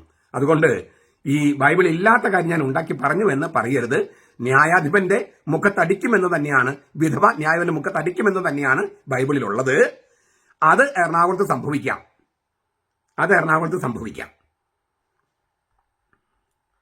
അടുത്ത ചോദ്യം. ഇപ്പൊ ഈ അടുത്ത കാലത്ത് 2 കന്യാസ്ത്രീകൾ അറസ്റ്റ് ചെയ്ത വിഷയത്തില് പാമ്പ്ളാനി പിതാവല്ലേ സ്കോർ ചെയ്തത്? എന്റെ മറുപടി, വാസ്തവത്തിൽ ഈ ചോദ്യം ചർച്ച ചെയ്യാൻ എനിക്ക് താല്പര്യമില്ല. ഞാൻ ഈ വിഷയത്തെക്കുറിച്ച് എന്റെ നിലപാടുകൾ അല്ലെങ്കിൽ അതിന്റെ കാര്യങ്ങൾ ഞാൻ 2-3 വീഡിയോയിൽ വളരെ ചെറിയ തോതിൽ അവതരിപ്പിച്ചിട്ടുണ്ട്. അതിൽ കൂടുതൽ പറയാൻ എനിക്ക് ആഗ്രഹമില്ല. ആ വിഷയം ചർച്ച ചെയ്യാൻ ആഗ്രഹമില്ല. ഇനി ഇപ്പൊ നിങ്ങൾ ചോദിച്ചതുകൊണ്ട് ഞാൻ ഉത്തരം പറയാണ്. ഈ വിഷയത്തില് ശരിക്കും സ്കോർ ചെയ്തത് ആരാണ്? ആ 2 കന്യാസ്ത്രീമാരാണ്. അറസ്റ്റ് ചെയ്യപ്പെട്ട 2 കന്യാസ്ത്രീമാര്. അവര് അവരുടെ സഭാവസ്ത്രം ധരിച്ച് ശാന്തരായി, വലിയ ചിരിയില്ല എന്നാൽ വലിയ സങ്കടവുമില്ല, അക്ഷോഭ്യരായി അവര് ക്രിസ്തുവിന് സാക്ഷ്യം വഹിക്കുകയാണ് ചെയ്തത്. നമ്മൾ കണ്ട എല്ലാ വീഡിയോയിലും അവരെത്ര ശാന്തരായിട്ട് നിൽക്കുന്നു. അവർക്ക് എന്താ പറയാ, ഉത്കണ്ഠയോ ആകുലതയോ ഇല്ല. തീർച്ചയായിട്ടും വേദനയുണ്ട്, അവർക്ക് രോഗമുണ്ട്, നിലത്ത് ഒരുപാട് കഷ്ടപ്പാട് സഹിച്ചിട്ടും അവരുടെ മുഖത്തുള്ള ആ ക്രിസ്തീയ ചൈതന്യം 1% പോലും കുറഞ്ഞോ? ഈ 9 ദിവസം അവര് അവിടെ കിടന്നിട്ട് 9 ദിവസം ഈ പോലീസ് കസ്റ്റഡിയിൽ ആയിട്ട് ഒരല്പമെങ്കിലും ക്രിസ്തീയ ചൈതന്യം അവരുടെ മുഖത്തുനിന്ന് ചോർന്നു പോയോ? ഇനി അവര് ജയിലിലിട്ട് കൊന്നു എന്ന് വിചാരിക്കുക, എങ്കിൽ പോലും അവർ കർത്താവിനെ ഉപേക്ഷിക്കുമായിരുന്നില്ല. മൗനത്തിലൂടെ, അവരുടെ ആ ശാന്തമായ മൗനത്തിലൂടെ അവര് സുവിശേഷം പ്രസംഗിക്കുകയായിരുന്നു. ആ നേരം അത്രയും അവർ പ്രാർത്ഥിക്കുകയായിരുന്നു. അത് നമുക്ക് ഫീൽ ചെയ്യും. അനേകർ അവർക്ക് വേണ്ടിയും പ്രാർത്ഥിച്ചു. അവർക്കവരെ ആക്രോശിച്ചവരല്ലേ തോറ്റുപോയത്? അടിച്ചവരല്ലേ തളർന്നത്? അടി കിട്ടിയ ആ കന്യാസ്ത്രീമാരെ, അല്ലെങ്കിൽ അവർക്ക് അടി കിട്ടിയെന്ന് പറയുന്നത് ഞാൻ ഈ അറസ്റ്റിന് ഉദ്ദേശമാണ് പറയാൻ, അവരെല്ലാം വളരുകയും തിളങ്ങുകയും ചെയ്തത്. അതിൽ എത്രയോ 1000 പേരെയാണ് അവര് സുവിശേഷവൽക്കരിച്ചത്, സ്വാധീനിച്ചത്. തീർച്ചയായിട്ടും അവരെ പുറത്തിറങ്ങാൻ സഹായിച്ച്, ജാമ്യം കിട്ടി പുറത്തിറങ്ങാൻ സഹായിച്ച എല്ലാവരോടും, കക്ഷി രാഷ്ട്രീയ ഭേദമന്യേ എല്ലാവരോടും, പാർലമെന്റ് സംസാരിച്ചവര്, മന്ത്രിമാരുണ്ടെങ്കിൽ മന്ത്രിമാര്, MLA മാര്, MP മാര്, വിവിധ രാഷ്ട്രീയ പാർട്ടി എല്ലാവരോടും സഭയ്ക്ക് കടപ്പാടുണ്ട്, ഒരു സംശയവുമില്ല. പക്ഷേ രാഷ്ട്രീയ നേതാക്കന്മാര് ക്രെഡിറ്റ് എടുക്കാൻ നോക്കുന്നത് പോലെ ഏതെങ്കിലും മെത്രാൻ ക്രെഡിറ്റ് എടുക്കാൻ നോക്കിയാൽ അവര് ആത്മീയ നേതാക്കളല്ലെന്ന് വരും. അത് ക്രൈസ്തവരും അക്രൈസ്തവരും അങ്ങനെ തന്നെ വിധി എഴുതും. ആ വിധി കറക്റ്റ് ആയിരിക്കും. ആത്യന്തികമായി ക്രെഡിറ്റ് എടുക്കാൻ നോക്കിയ മെത്രാന്മാർക്ക് സംഭവിച്ചത് എന്താണ്? അവരാണ് നാണം കെട്ട് നിൽക്കുന്നത്. അതിൽ പരം ഒരു പരാജയം ഒരു മെത്രാന് സംഭവിക്കാനില്ല. ക്രെഡിറ്റ് എടുക്കാനായിട്ട്, ഇങ്ങനെയുള്ള കാര്യം ക്രെഡിറ്റ് എടുക്കാൻ രാഷ്ട്രീയ കക്ഷികൾ നോക്കും, കാരണം അവർക്ക് വോട്ട് കിട്ടണം. പക്ഷെ ഒരു ആത്മീയ നേതാവായി മെത്രാൻ അങ്ങനെ ശ്രമിച്ചാൽ ആ മെത്രാന്റെ ഏറ്റവും വലിയ പരാജയമാണിത്. അതിനേക്കാൾ വലിയ പരാജയം ഇല്ല. ഇനി ഇതുമായിട്ട് ബന്ധപ്പെട്ട് ഞാൻ വീഡിയോയിൽ പറഞ്ഞ കാര്യം ഒന്ന് ആവർത്തിക്കുക. ഇതിനു മുമ്പ് ഒരു വീഡിയോ, എത്ര നാളെ നീ ഓർക്കുന്നില്ല, ഒരു കൊല്ലത്തിന് മേലെയായിട്ടുണ്ട്. എറണാകുളം പ്രശ്നം പരിഹരിക്കാൻ വടക്ക് നിന്നും തെക്ക് നിന്നും ഒരു പ്രയാണം, ഒരു ജാഥ എറണാകുളത്തേക്ക് വരണമെന്ന് പറഞ്ഞിട്ട് ഞാനൊരു വീഡിയോ ചെയ്തിരുന്നു. 46,000 പേരാണത് കണ്ടത്. 46,000 പേര്. എന്റെ വീഡിയോ കണ്ടതിൽ ഏറ്റവും കൂടുതൽ വീഡിയോ കണ്ടതിൽ ഒന്ന് അതാണ്. 2 വീഡിയോ ആണ് ഒരു 45-47 മേലെ പോയിരിക്കുന്നത്. ഈ വീഡിയോ 46,000 പേരാണ് 2 ദിവസം കൊണ്ടോ 3 ദിവസം കൊണ്ടോ കണ്ടത്.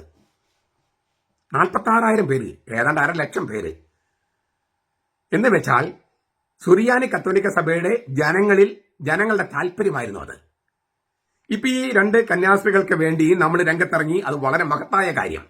അതുപോലെ കർത്താവിന് വേണ്ടി ഈ വടക്ക് തൊട്ട് തെക്ക് വരെയുള്ള രൂപതകളിൽ നിന്ന് ഒരു പ്രതിഷേധ റാലി എറണാകുളത്തേക്ക് വന്നിരുന്നെങ്കിൽ, അതാണ് ഞാൻ നിർദ്ദേശിച്ചത്.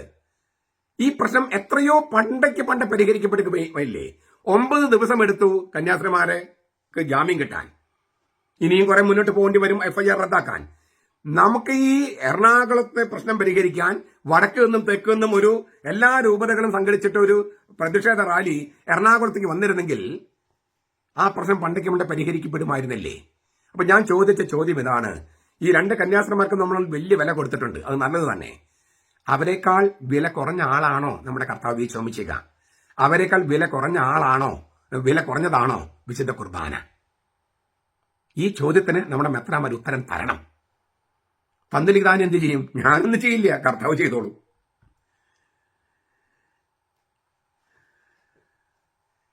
യഥാർത്ഥ പ്രശ്നം എന്താണ്? ഈ സാധാരണ വിശ്വാസികളുടെ ക്ലേശങ്ങൾ, കഷ്ടപ്പാടുകൾ, പീഡനങ്ങൾ, പ്രയാസങ്ങൾ, അനുദിനമായ ഉത്കണ്ഠകൾ, അത് തിരിച്ചറിയുന്നതിലും പരിഹരിക്കുന്നതിലും നമ്മുടെ മെത്രാന്മാരിൽ മിക്കവരും പാടെ പരാജയമാണ്. അത് തിരുത്താനുള്ള അവസരമാണ് ഈ വരുന്ന സിനഡ്. ആരെങ്കിലും പരിശുദ്ധ റൂഹായുടെ പ്രചോദനം കേൾക്കാൻ തയ്യാറാകുമോ, കാതു തുറക്കുമോ എന്ന് നമുക്ക് കാത്തിരുന്ന് കാണാം. പക്ഷെ ഞാൻ ഒരു കാര്യം നിങ്ങളോട് പറഞ്ഞ് ഞാൻ അവസാനിപ്പിക്കട്ടെ. ഞാൻ ദൈവത്തിൽ വിശ്വസിക്കുന്നു, ദൈവത്തിൽ പ്രത്യാശ അർപ്പിക്കുന്നു. എനിക്ക് കിടപ്പോ മടുപ്പോ ക്ഷീണമോ ഇല്ല. അതിനാൽ തന്നെ അതിന് കാരണം ഞാൻ തിരുവചനങ്ങളിൽ വിശ്വസിക്കുന്നു, ദൈവത്തിൽ വിശ്വസിക്കുന്നു, അവന്റെ വചനത്തിൽ വിശ്വസിക്കുന്നു. ആ വചനത്തിൽ എന്നെ വളരെയധികം സ്വാധീനിച്ച, ഞാൻ ഒരുപാട് വേദികൾ പറഞ്ഞിട്ടുള്ള കാര്യം പറയാം. ഈ ഒരു രംഗമാണത്. ഈശോയുടെ ശരീരം കുരിശിൽ നിറക്കി ഒരു ശീലയിൽ ചുറ്റി പൊതിഞ്ഞ് പാറയിൽ വെട്ടിയൊരുക്കിയ കല്ലറയിൽ അടക്കി. കല്ലറയുടെ വാതിക്കൽ ഒരു കല്ല് ഉരുട്ടി വെച്ചു. ആ കല്ലറയുടെ വാതിക്കൽ അത് കഴിഞ്ഞിട്ട് കാവലേർപ്പെടുത്തി പട്ടാളക്കാരൊക്കെ. ഈ കല്ല് ഉരുട്ടി മാറ്റാതെ മുദ്ര വെച്ചു, കല്ല് ഉരുട്ടി വെച്ചു, മുദ്ര വെച്ചു, കാവലേർപ്പെടുത്തി. ഇത്രയൊക്കെ സ്ത്രീകൾ കണ്ടിട്ടുണ്ട് ഇങ്ങനെ ചെയ്തത്. അതുകൊണ്ട് തന്നെ അവര് ഉയർപ്പ് ദിവസത്തിന്റെ പുലർച്ചെ ആരാണ് കല്ലുരുട്ടി മാറ്റുക, ആരാണ് കല്ലുരുട്ടി മാറ്റുക എന്ന് ആശങ്കപ്പെട്ടിരുന്നു. എന്നാൽ അവരവിടെ എത്തിയപ്പോൾ കല്ല് ഉരുട്ടി മാറ്റപ്പെട്ടിരിക്കുന്നു. അത് വളരെ വലുതായിരുന്നു എന്ന് അവിടെ എഴുതിയിട്ടുണ്ട്. അപ്പൊ ഈ കല്ലിനെ കുറിച്ച് എന്തുമാത്രം എഴുതിയിരിക്കുന്നത്? പാറയിൽ വെട്ടിയുണ്ടാക്കിയ ഒരു കബരിടം, അതിന്റെ വാതിൽക്കൊരു കല്ല്, അത് വളരെ വലിയ കല്ലാണ്. കല്ല് വെച്ച് മുദ്ര വെച്ചു, കാവലേർപ്പെടുത്തി.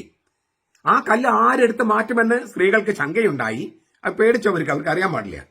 പക്ഷെ അവർ ചെന്നപ്പോൾ കല്ല് ഉരുട്ടി മാറ്റപ്പെട്ടിരിക്കുന്നു. ഈ കല്ല് മനുഷ്യന്റെ അവിശ്വാസത്തിന്റെ ഒരു പ്രതീകമാണ്. കർത്താവിനെ അടക്കം ചെയ്തു, മുദ്ര വെച്ച് കൊന്നു, കുഴിച്ചിട്ടു. ഇനൊരു കാരണവശാലും പുറത്തു വരാൻ പറ്റില്ല എന്നുള്ള മട്ടിൽ ഈ കല്ല് വെച്ച് മുദ്ര വെച്ചിരിക്കുകയാണ്. മനുഷ്യന്റെ അവിശ്വാസത്തിന്റെ വലിയൊരു പ്രതീകമാണ് ഈ കല്ല്. പക്ഷേ ഈ സ്ത്രീകൾ അവിടെ ചെല്ലുമ്പോൾ ഈ കല്ല് ഉരുട്ടി മാറ്റപ്പെട്ടിരിക്കുന്നു. എന്താ സംഭവിച്ചത്? കർത്താവിന്റെ മാലാഖ സ്വർഗത്തിൽ നിറങ്ങി കല്ല് ഉരുട്ടി മാറ്റി അതിന്മേലിരുന്നു. ഈ മർക്കോസിന്റെ സുവിശേഷം 16-ാം അധ്യായം, മത്തായിയുടെ സുവിശേഷം 28-ാം അധ്യായം വായിച്ചാൽ നിങ്ങൾക്ക് കിട്ടും, തുടക്കത്തിൽ തന്നെ കിട്ടും. കർത്താവിന്റെ മാലാഖ സ്വർഗത്തിൽ നിറങ്ങി കല്ല് ഉരുട്ടി മാറ്റി ആ കല്ലിലും കയറിയിരുന്നു. ഇത്ര വലിയ കല്ലാണ്, ഇത് ആര് ഉരുട്ടി മാറ്റും? മുദ്ര വെച്ചിരിക്കുന്നു, കാവൽക്കാരുണ്ട്. ആ പേടികളൊക്കെ അസ്ഥാനത്തായി കർത്താവിന്റെ മാലാഖ വന്നപ്പോൾ ഇപ്പോ തട്ടിൽ പിതാവും പാമ്പ്ളാനി പിതാവും മുന്നേറ്റക്കാരനും മുണ്ടാടനും ചേർന്ന് സഭയുടെ കുർബാനയെ എറണാകുളത്ത് അടക്കം ചെയ്ത്, ഒരു കല്ലറയിൽ അടക്കം ചെയ്ത് വലിയൊരു പാറക്കല്ല് കൊണ്ടുവന്ന് അടക്കം ചെയ്ത് മുദ്ര വെച്ച് ഇല്ലേ മൂടി വെച്ചിരിക്കുകയാണ്. അപ്പോൾ തട്ടിൽ പിതാവും പാമ്പാനി പിതാവും അതിനകത്തുണ്ട്, മുന്നേറ്റക്കാരനും മുണ്ടാടനും അതിനകത്തുണ്ട്. കർത്താവിന്റെ സഭയുടെ കുർബാന എറണാകുളത്ത് അടക്കം ചെയ്ത് കല്ലുരുട്ടി വെച്ച് സീല് വെച്ച് കാവൽക്കാരെ ഏർപ്പെടുത്തിക്കുക. പുതിയ കൂരിയ കാവൽക്കാരാണ്. ഒരു കാരണവശാലും സഭയുടെ കുർബാന ചൊല്ലാതിരിക്കാൻ കൂരിയായ കാവൽ നിർത്തിയിരിക്കുക. എന്നിട്ട് അവർ സന്തോഷിക്കുകയാണ്. ഇല്ലേ, ഇതിനി ആർക്കും തുറക്കാൻ കഴിയില്ല, ഇവിടെ ഏകീകൃത കുർബാന വരില്ല, ജനാഭിമുഖ കുർബാനയെ ചൊല്ലൂ എന്നെല്ലാം പറഞ്ഞ് കല്ല് ഇല്ലേ കല്ലിങ്ങനെ മുദ്ര വെച്ചിട്ട് ഇങ്ങനെ അർമാദിക്കുകയാണ് ഈ പറഞ്ഞ ആളുകളൊക്കെ. ആരാണെന്ന് കല്ല് ഉരുട്ടി മാറ്റുക എന്ന് സഭാവിശ്വാസികള് ഭക്തസ്ത്രീകൾ ചോദിച്ചുകൊണ്ടേയിരിക്കുന്നു. ആരാണ് ഞങ്ങൾക്ക് വേണ്ടി ഏകീകൃത കുർബാന നടപ്പാക്കി തരിക എന്ന് അവർ ചോദിച്ചുകൊണ്ടിരിക്കുന്നു. ആരാണ് ഈ കല്ല് ഉരുട്ടി മാറ്റുക എന്ന് ഭക്തസ്ത്രീകൾ ചോദിക്കുന്നു. കാത്തേക്കൂ, കർത്താവിന്റെ മാലാഖ വരികയും അത് 3-ാം നാളാണ്, അതായത് ദൈവത്തിന്റെ സമയത്ത്, കർത്താവിന്റെ ദിനത്തില്, കർത്താവിന്റെ സമയത്ത് കർത്താവിന്റെ മാലാഖ വരികയും ആ കല്ല് ഉരുട്ടി മാറ്റി കർത്താവ് വിജയം പ്രഖ്യാപിക്കുകയും ചെയ്യും. നമുക്കത് കാത്തിരിക്കാം, ആ വിജയത്തിന് കാത്തിരിക്കാം. ഞാൻ അതുവരെ കുരച്ചുകൊണ്ടിരിക്കും. നിങ്ങൾ അതിൽ പങ്കാളികളാകാൻ നിങ്ങൾക്കാകുന്ന തരത്തിലൊക്കെ ശ്രമിക്കുക. കർത്താവിന്റെ വാക്കിലും കർത്താവിന്റെ വാഗ്ദാനത്തിലും കർത്താവിന്റെ പരിശുദ്ധ റൂഹായുടെ ശക്തിയിലും വിശ്വസിക്കുക. പ്രത്യാശ നശിക്കാതെ മുന്നോട്ട് പോവുക. കർത്താവ് കൂടെ ഉണ്ടാകട്ടെ. നമ്മുടെ കർത്താവ് ഈശോ മിശിഹായുടെ കൃപയും പിതാവായ ദൈവത്തിന്റെ സ്നേഹവും പരിശുദ്ധാത്മാവിന്റെ സഹവാസവും നാം എല്ലാവരോടും കൂടി ഉണ്ടായിരിക്കട്ടെ, ഇപ്പോഴും എപ്പോഴും എന്നേക്കും. ആമേൻ.